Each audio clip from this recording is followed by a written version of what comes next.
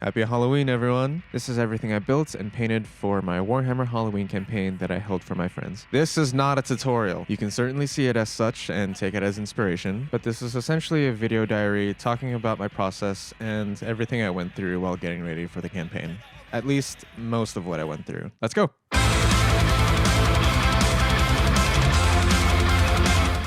I still have everything I made from last year, but I wrote some new set pieces in, and I need something new to represent them. First is this simple demon skull fortification. Not necessarily a castle, just a big mountain with a massive skull carved out of it. This was simple enough. Just take two big things of foam, cut a chunk out of the front, cut the back of the foam skull off, then hot glue it all together. To create a mountainous texture in the foam, I took a knife and made angled cuts all over the piece.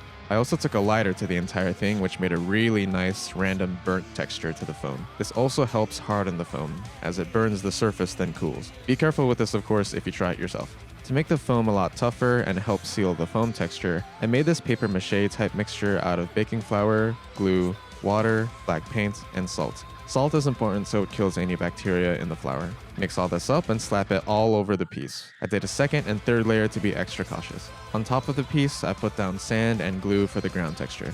Once the mixture was dry, I give the whole thing a prime with this styrofoam primer, which gives it a nice gray color.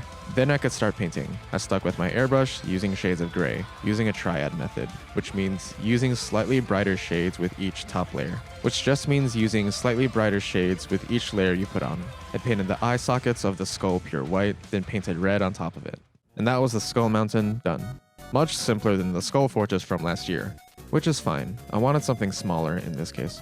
The next bits of terrain were these jagged rocks, and these floating rocks. First, the jagged rocks involve these wooden plates which are fantastic for scattered terrain. I've used them a lot before. I used my foam cutter to make triangle edges out of some scrap foam I had. I hot glued them into the plates, then built up the ground around them with epoxy sculpts and cork pieces. Once again, I used a lighter here along the foam to get a nice texture. On the foam, I once again used the same flour and glue mixture from earlier, then put on glue and sand for the ground texture.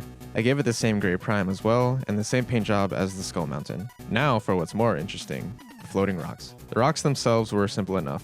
Just take some thick foam, cut chunks out of it to get a nice natural looking rock, take a lighter to it. On the bottom of the rocks, I took my foam cutter and made a hole for the stands later. One more time, slap on the glue mixture, let it dry, then put glue and sand on top. Prime it, paint it, and those are the rocks. For the stands, I used these slightly thicker wooden plates and these wooden dowels. To connect them, I drilled a hole in the middle of the bigger dowel, then stuck in the smaller dowel. Then I drilled a hole in the middle of the plate, stuck in the whole assembly with a bit of super glue on it, then clipped off the rest of the dowel from the bottom. To cut the larger dowel, I needed some bigger tooling.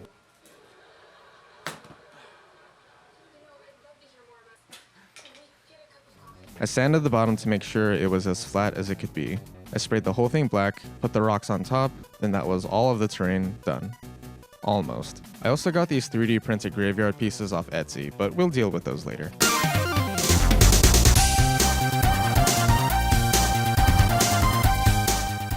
Since these are the last chapters of the campaign story, there are a lot of boss characters, and I need to get them all ready.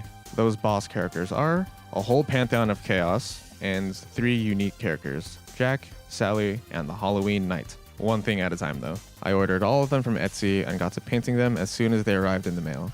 2 of them thankfully were models I had already. I started with Aatrox, Aspect of Corn.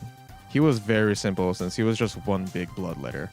Red skin, black hair, brass armor with gold trim, done. The most interesting thing on him were his glowing axes, which I just used AK's enamel orange. These enamels function like oil washes. They need mineral spirits to be thinned or washed away, and you let them dry for a bit before you wipe them away, leaving any color in the recesses. For Aatrox's base, which I built years ago now, I just went with jagged cork rocks and painted on a basic ashen look. Next was Azmodan, the Lord of Sin, who I've characterized as an undivided champion of chaos. Yes, he is quite literally Azmodan from Diablo 3. And yes, Aatrox is from League of Legends. No game master is 100% original. At least I'm not.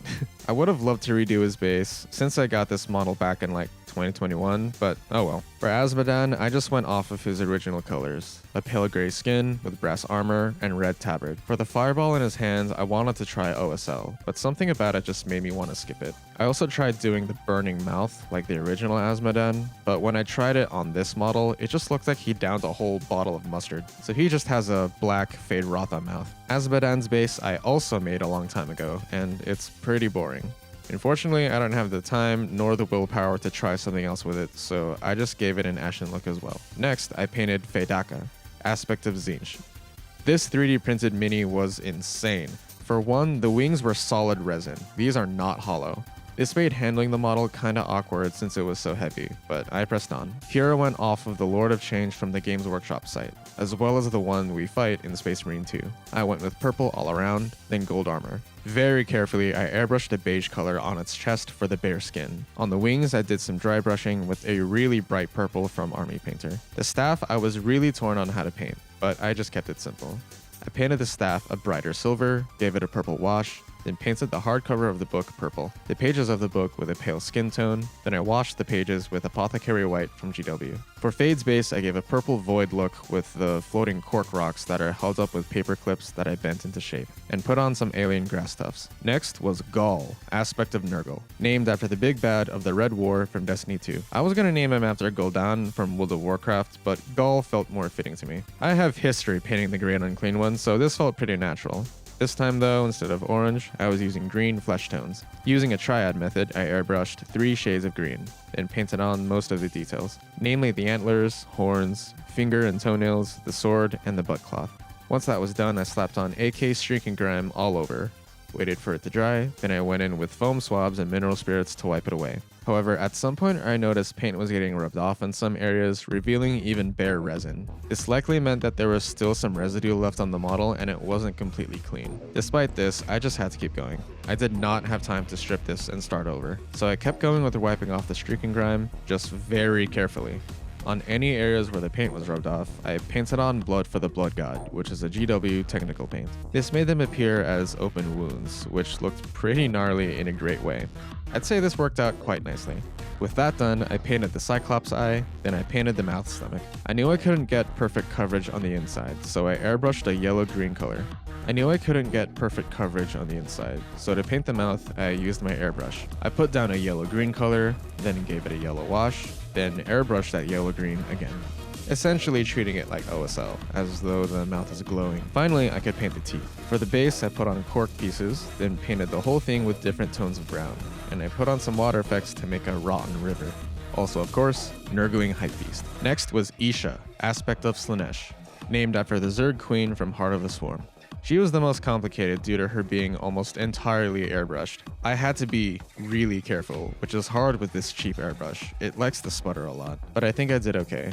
Isha's colors were blue and pink skin tones with pure white hair. I had to get clever with how I blocked off certain areas to airbrush, like her face and the sort of carapace armor on the sides of her body. Now, if you Google image search Slaanesh, you'll see artwork of this model. I referenced this artwork exactly. I even brought it into Photoshop to color pick so I knew exactly what colors to replicate. For her base, it was mostly done for me, of course, but around the rock pillars would just be bare sand. At first, I was just going to do snow, but then I thought I always wanted to do a skull pile base, so I really hammed it up for hers. I think it also makes a good storytelling element. Isha herself may look seductive, but the dead below are a grim reminder of what she really is. Next was Sally, the undead queen. At first I was going to use Sally's color palette from the movie, but I didn't even know where to start with that. Most of these are colors I barely work with, so instead I went with a Corpse Bride, which felt much easier for me to work with. The whole model itself would be mostly pale, using light grays working up to a bright bluish white. Her hair would be kind of a dull blue, and any metallics are a dark silver. For her base, I just went with jagged rocks that roughly fit together. I would have loved to try glowing OSL in the cracks, but I didn't have time for that. I was also running pretty low on my hobby mojo. Last but not least, Jack, the Pumpkin King. Not Mortarion. This is just the Grey Pumpkin part 1.5. Before I did any painting, I switched the head it came with for a pumpkin, obviously. I had to make a neck out of epoxy sculpts, then I cut an orc shoulder pad in half to make a collar to help cover the open gap. Now I can paint. I put on 3 shades of orange, skin tone cloth, dark silver for the weapon, and the trim on the armor would be brass. These bone growths I painted brown, as I interpreted them as extensions of the pumpkin stem. Once I had all the base coats down, I put streaking grime all over it, then wiped it off the next morning. This time, the paint was safe. After that, I painted the mouth and eyes purple, starting with a pure white base coat, then I used GW's contrast purple. For the blade, I went with a simple gradient, airbrushing different purple shades, mostly brighter ones. For his base, I once again used cork pieces and painted it just like Gull's base, with different shades of brown. On this one though, I put on these little leaf pieces from Green Stuff World. To finish off each of them, I painted the base rim black and airbrushed on a matte varnish all over. Now that's every boss character done. Surely that's all the painting done now, right?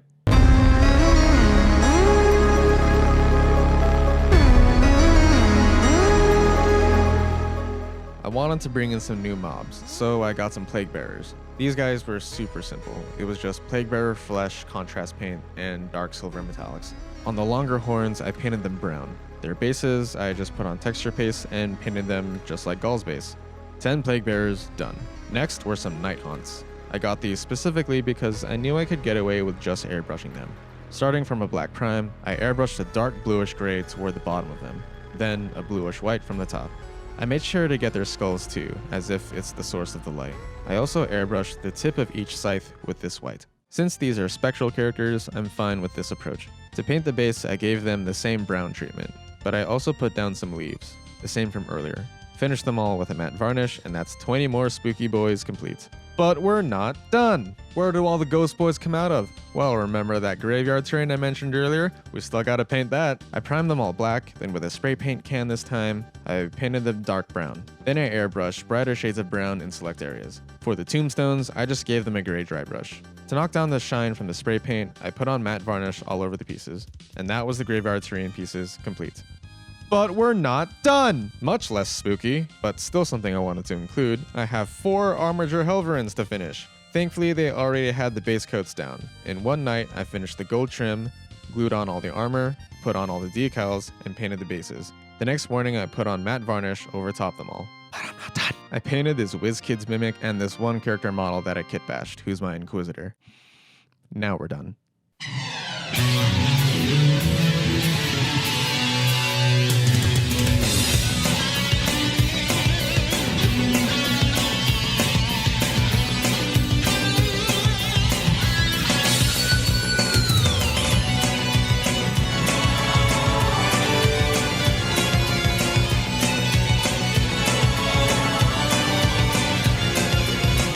Despite my rushing toward the end, I'm really happy with how everything turned out.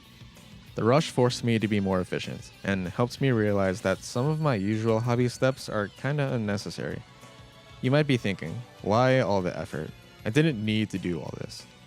While that may be true, I personally want to see things in front of me. Imagination is a huge part of tabletop games. Sure, just using paper cutouts or bare plastic minis would get the same point across. But I believe in presentation.